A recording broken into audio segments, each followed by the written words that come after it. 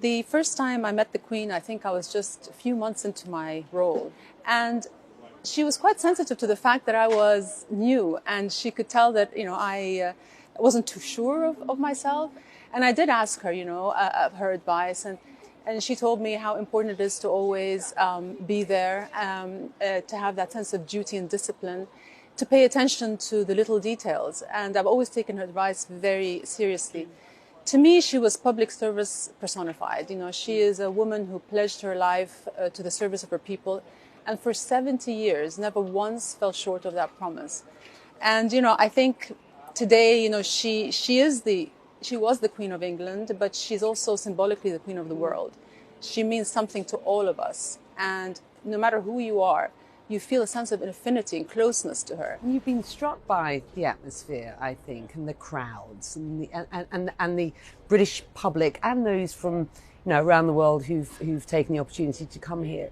Just this sort of coming together sense. Look, it's been a rough couple of years for the UK. Trying to negotiate a deal with Europe post-Brexit, a pandemic, a cost of living, inflation. It has been tough, but I've never sensed the sense of togetherness that I feel today in the UK. So she was a unifying force during her lifetime, but she's also unifying in her passing.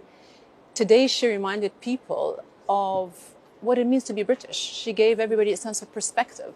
It's been so heartening to see how everybody has come together.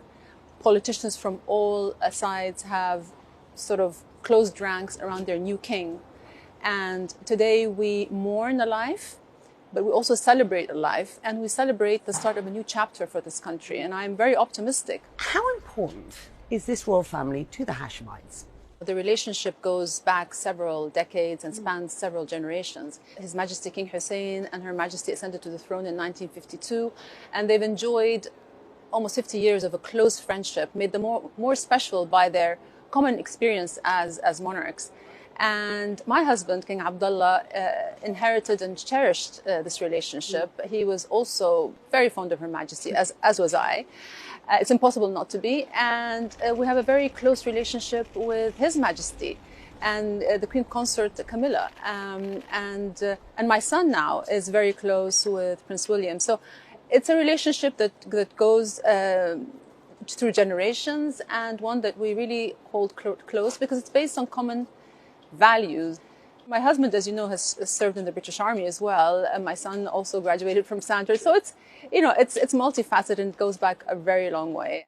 Her Majesty's reign was during a period where the end of colonialism was seen, and there is a respect for the British monarchy intertwined with some issues that came from that era.